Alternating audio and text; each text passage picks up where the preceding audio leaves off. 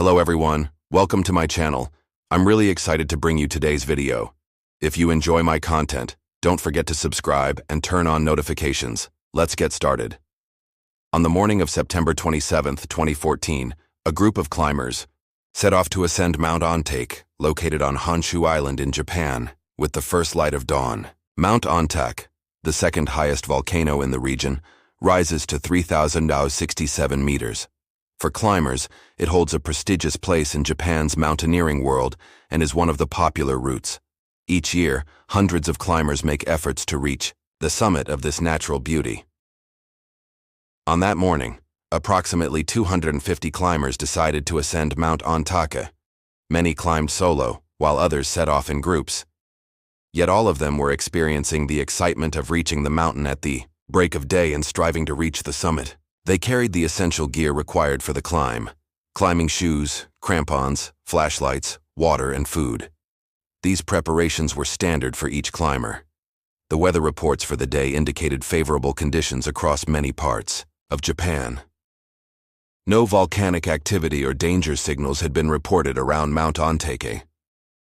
At the start of the trails, the climbers were walking calmly, mostly accompanying each other in silence. The weather was quite chilly, but this was normal for such mountain climbs. Many had started from the lower slopes of the mountain, following specific routes as they ascended towards the summit.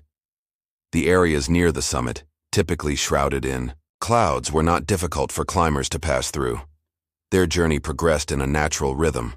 Some climbers, seasoned with frequent ascents of such mountains, mentioned their experience, while others were new to such climbs and mostly progressed in groups, giving each other moral support. The routes to the summit passed through some rocky areas in addition to the main trails. Nevertheless, climbers generally considered this region safe. The weather was normal, and no signs of smoke or other suspicious activities were present. Local authorities constantly monitored the area, ensuring public safety and allowing climbers to ascend as long as no volcanic activity alarms were triggered.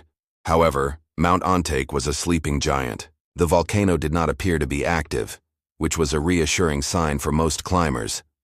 That morning there was nothing unusual along the trail. A natural calm enveloped the surroundings. Climbers shared jokes with one another, quietly continuing their ascent. The goal was to reach the summit and, for a brief moment, immerse themselves in Japan's scenic landscape. The surrounding scenery, forested areas, vast valleys, and the cold winds coming from the peaks relaxed the minds of the climbers. Everything seemed normal. Yet most climbers proceeded, thinking that once they reached the summit, they would have a story to tell when looking back on these moments. As they neared the summit, some climbers took faster routes, while others ascended more slowly. However, this did not dampen the group's morale. From time to time, climbers took breaks, spending a bit more time with nature. Most of them focused on their breathing, step by step, ascending higher. The weather remained clear, and the cold intensified.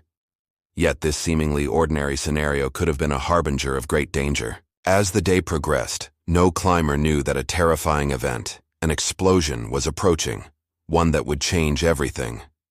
That morning, the climbers, lost in the excitement of their ascent, were unaware of the massive disaster that was about to strike.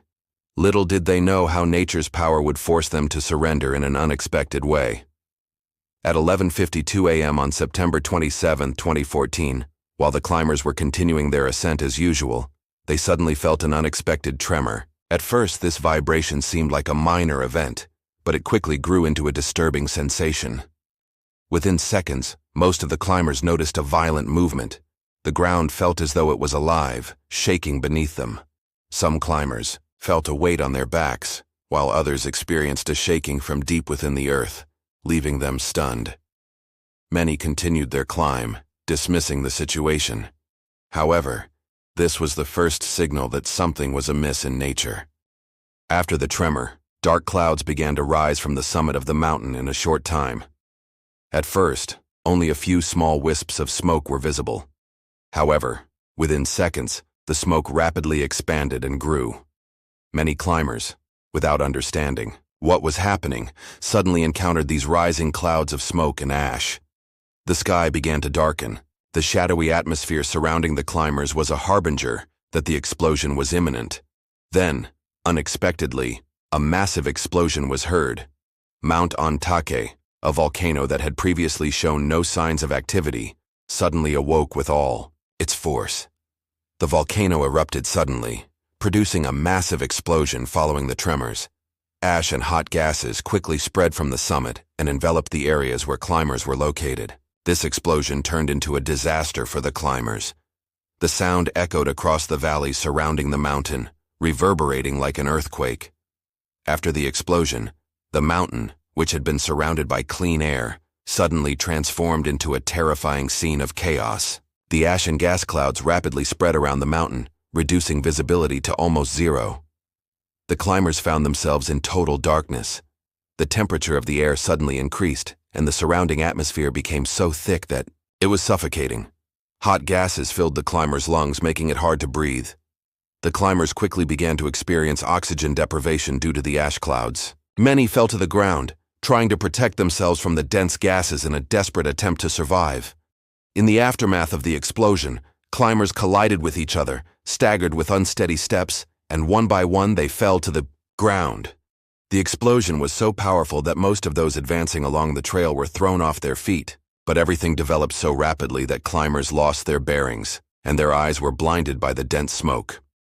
In this chaotic environment, many people froze, remaining still in an attempt to survive the blast. Some climbers immediately collapsed to the ground, attempting to cling to it in a bid to survive. Most climbers searched for any solid structures to shelter themselves from the blast, but the natural features on Mount Ontake were not enough to protect them from such an explosion. The effects of the explosion turned the survival struggle into a deadly battle for climbers who were high up near the summit. Ash clouds sometimes became so dense that they completely covered their bodies. Climbers trapped near the summit could not find any way to escape the explosion. The intense heat caused people to quickly become immobilized and severely injured. Many died from severe burns or oxygen deprivation due to the violence of the explosion. Immediately following the explosion, most climbers attempted to descend rapidly, trying to escape the area, but the effects of the smoke and gases made escape nearly impossible. The climbers near the summit felt as though time had stopped in the wake of the explosion. As the sound of the explosion spread throughout the region, climbers were forced to rely solely on their instincts in order to survive. The devastating aftermath of the eruption left not only physical scars, but deep psychological marks on the climbers as well. Mount Ontake had suddenly turned into a battle for survival. Gradually, rescue teams began searching for the missing and injured on the mountain in the aftermath of the explosion. However, the number of those trapped at the summit continued to increase by the minute. As the survivors tried to figure out how they could survive this disaster, most climbers had already entered a fight for their lives. In the wake of the explosion, the situation on Mount Ontake became a true nightmare for both the rescue teams and the surviving climbers. The devastation caused by the eruption and the difficult weather conditions in the area created major obstacles for the teams attempting to begin rescue operations. The volcano's sudden eruption had disrupted all surrounding systems. Additionally, communication with climbers became extremely difficult. During the explosion, most climbers' mobile devices lost signal, causing a significant delay in starting the rescue operations. Immediately after the explosion, both local and national rescue teams in Japan quickly went on high alert. However, unfavorable weather conditions and thick ash layers on the summit hindered the team's ability to respond swiftly. The ash clouds that spread from the eruption reduced visibility to nearly zero, making it impossible for helicopters to fly. The darkness and the intensifying winds also complicated coordination among the teams working on the mountain's summit. Although the rescue teams managed to reach the base of the mountain, they began racing against time to move upwards. After the explosion, most of the climbers tried to quickly descend to survive the disaster. However, at the higher points of the mountain, the toxic gases and ash clouds that spread after the eruption made it impossible for most climbers to move. Some climbers, suddenly gripped by panic, disappeared. Only a few, carefully examining the surrounding air, managed to descend to the forested areas to survive. These individuals managed to survive in areas still far from the eruption. Among the climbers, those who could move quickly were rare. The ash layers had reached up to 30 centimeters in places, making it extremely difficult for climbers to progress. On the other hand, many climbers had been unable to move from their spots at the time of the explosion. The number of people escaping or struggling to survive was decreasing. Most of them were trapped at the summit. As time passed, the survivors began to experience mental breakdowns.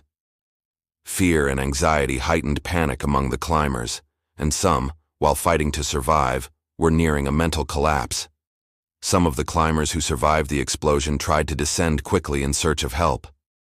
However, the ash and gases obstructed their journey, and the rapidly dropping temperature put them in a difficult situation. A few individuals who managed to reach forested areas were severely injured due to the massive ash layers and the hot air from the volcano. Many climbers managed to descend to the base of the mountain, but staying alone in these areas was also dangerous. After the mobilization of rescue teams at both local and national levels, helicopters managed to reach the area after several hours of effort. However, the initial rescue operations could only be conducted at the lower parts of the mountain. There were so many missing persons that it would take time for the teams to locate them. Due to the unstable weather and constant eruptions, the teams sometimes had to reach the mountain without any protective gear. Another challenge was that reaching the summit had become impossible. After the explosion, the summit area had become uninhabitable. As a result of the explosion, some of the nearby climbers were seriously injured. With their eyes filled with ash and struggling to breathe due to oxygen deprivation, these climbers were barely able to survive. Some waited patiently at a specific point for the rescue teams to reach them, while others decided to descend deeper into the forest and hide. The rescue teams mobilized all their resources to find the climbers in these harsh conditions. However, communication breakdowns and the limited mobility of the climbers posed a significant obstacle to the operation. The rescue teams had managed to reach the base of the mountain, but many climbers were still missing, and the rescue efforts for those trapped in the dangerous summit environment were becoming increasingly difficult. Reaching the summit was becoming more dangerous by the minute. Although the rescue teams were moving quickly in the area, the effort required to ensure the climbers' survival after the explosion would continue for a long time. When the first rescue operations began, most climbers had been affected and injured by the explosion. However, the climbers' greatest struggle had yet to begin. Immediately after the explosion, climbers, along with those trapped at the summit, desperately began searching for solutions to survive. The arrival of the rescue teams was delayed, and the communication capabilities in the area were limited. As a result, the surviving climbers began to fight on their own, with limited resources. A few hours after the explosion, some climbers who survived at the summit decided to use nature to increase their chances of survival by surveying their surroundings. Although the density of the ash layers hindered their progress, some climbers managed to descend to the base of the mountain. Slowly but surely, these climbers moving through the ash managed to descend, but they found no information about the missing climbers. Many had disappeared or been severely injured after the explosion. These climbers, desperately trying to survive, began to rely on nature for the greatest support. Making use of the resources provided by nature made a significant difference for the climbers' survival. However, these natural resources were limited, posing a major problem for the survivors. Many climbers continued to survive after the explosion by utilizing water sources and food they could find around them. Additionally, some tried to build shelters using shrubs and trees. The toxic air spread by the ash and gases was affecting the survivors not only physically, but also psychologically. Physically, the injured climbers struggled to move due to the severe wounds on their bodies. Burns and breathing problems weakened them more with each passing minute. However, the greatest challenge was surviving mentally. Fear and panic became the primary enemies of the survivors. Many people experienced a loss of morale after the terrifying effects of the eruption, which reduced their chances of survival. Some climbers were fighting mentally not only to survive, but also to return and reach their loved ones. Some climbers managed to find less injured friends and came together to help each other. A group of climbers tried to treat their injured companions, using the few medical supplies and resources they had. However, this help was limited. Essential medical supplies were missing, and treating the wounds was very difficult. The worsening weather conditions made these efforts a major challenge for the survivors. Some climbers who managed to descend to the base of the mountain relied on trees and plants to survive. These climbers boiled the plants they found nearby to drink and tried to meet their water needs. They also struggled to feed themselves with small fruits or edible plants they found around. However, these natural resources were not enough to survive, and with each passing hour, the climbers were engaged in a battle against nature's harsh conditions. Many climbers tried to use their mountaineering knowledge to demonstrate survival skills. Some climbers who managed to descend from the summit began constructing temporary shelters to protect themselves from the cold and harsh weather.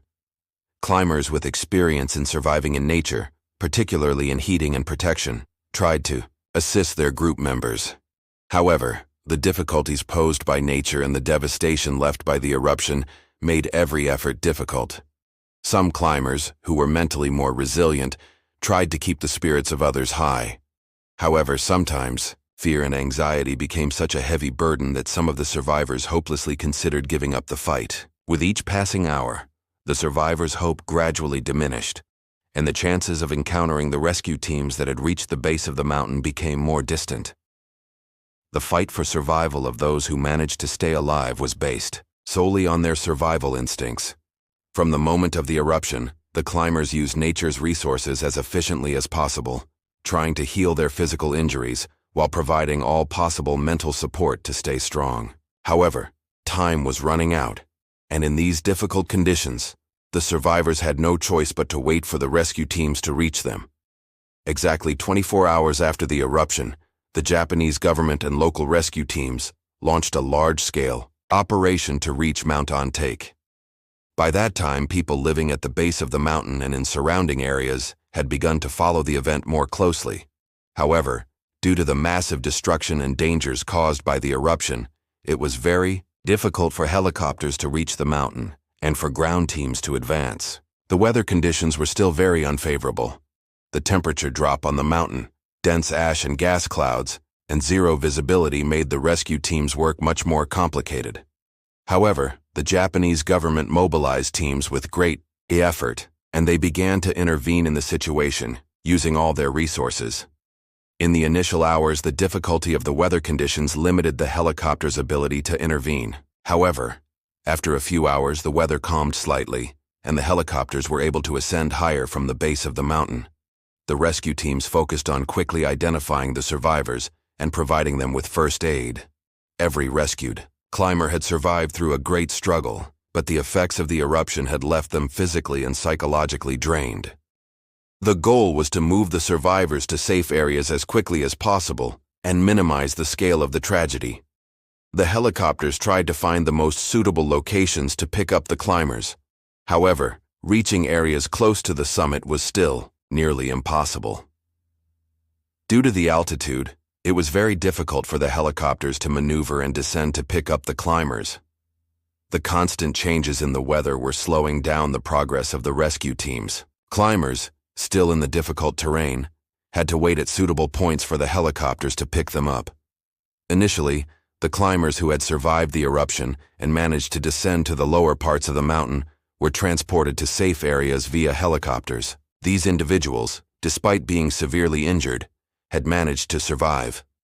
However, the biggest issue at the start of the rescue operation was the large number of climbers still trapped at the summit. Due to the eruption, most of these climbers were severely injured, and many were in no condition to make extra efforts to reach the helicopters. Rescue teams began administering first aid to the climbers fighting for their lives. Burns, fractures, respiratory problems caused by toxic gases, severe body injuries. The rescue teams tried to provide basic life support to each survivor. Within just a few hours, the survivors began being transported to safe areas. However, the death toll was rising. Despite the initial interventions of the rescue teams, most of the climbers who had been seriously injured in the eruption had passed away. As time passed, the full scale of the destruction caused by the eruption became increasingly evident. Most of the climbers in the area had either died during the eruption or in the first few hours afterward. Many climbers had disappeared or had already frozen to death on the mountain. As the rescue operation continued, the death toll was expected to rise. Nevertheless, the first aid interventions carried out by the rescue team for the survivors provided a glimmer of hope. Each rescued climber was a symbol of survival. Although the survivors had come face to face with death, the assistance they received brought them psychological relief. But this relief was short-lived because the surrounding conditions were still extremely dangerous. Rescue operations continued for days. The rescue teams continued to do their best to help the climbers survive. As each life was saved, hope among the survivors grew. However, throughout this process, the severe effects of the eruption and the low number of survivors made the rescue efforts extremely challenging. Each rescued climber symbolized another person's struggle for survival, but the death toll kept rising. This tragedy became an unforgettable moment in history for both the rescue teams and the Japanese people. Detailed investigations carried out after the eruption of Mount Ontake reminded the world once again of the scale and impact of the disaster. The volcanic eruption on September 27, 2014, left deep scars in both Japan and the international mountaineering community. 63 people lost their lives, and dozens were seriously injured. Most climbers had fought for survival in the face of suddenly arising dangers, without being able to safely reach the summit or base of the mountain due to the eruption's intensity and the thick layers of ash on the mountain. This event once again highlighted the importance of revisiting safety measures for mountaineering. Studies conducted after the disaster emphasized that the eruption occurred unexpectedly, underscoring the destructive power of nature. Mount Ontake had been considered an inactive volcano in Japan. However, this eruption demonstrated how unpredictable and uncontrollable nature can be. Climbers, who thought they were in a safe area during their ascent, suddenly found themselves facing a deadly danger. Despite having sufficient safety equipment, most climbers were unprepared for the rapid changes brought by the eruption and the destructive power of nature. The eruption also highlighted the importance of mountaineering communities staying in harmony with nature. Climbers must be prepared for nature's unpredictable forces. The disaster at Mount Ontake deeply affected not only Japan, but also mountaineers around the world. Many climbers began to better understand the importance of being aware of such eruptions, natural disasters, or sudden threats. After this tragedy, various measures were taken to organize safer climbs. It became clear that climbing routes, safety points, and systems to monitor weather conditions needed to be developed. In the evaluations made after the disaster, it was noted that serious steps needed to be taken regarding climber training and safety measures. Mountaineering organizations in Japan introduced stricter rules to ensure the safety of climbers. It was also emphasized that new technologies need to be developed to increase the predictability of volcanic activities. To prevent such events in the future, increasing awareness for climbers and strengthening preparations against natural disasters, such as eruptions, became critically important for future mountaineering activities. The greatest lesson left by the disaster at Mount Ontake was how vital it is to stay in harmony with nature and be cautious against the power of nature. Climbers must consider the dangers of nature at every stage of their ascent and always develop a safety plan. The eruption at Mount Ontake, while symbolizing the courage of the climbers, also made us question our relationship with nature once again. After the disaster, the climbers who lost their lives were remembered in Japan and worldwide. This tragic event served as a reminder within the mountaineering community, not only of the loss, but also of the urgent need for stronger safety measures. The memories of the survivors of the eruption at Mount Ontake showed how fragile the relationship between climbers and nature can be. It is becoming increasingly clear that more education, research, and preparation are necessary to prevent such disasters in the future.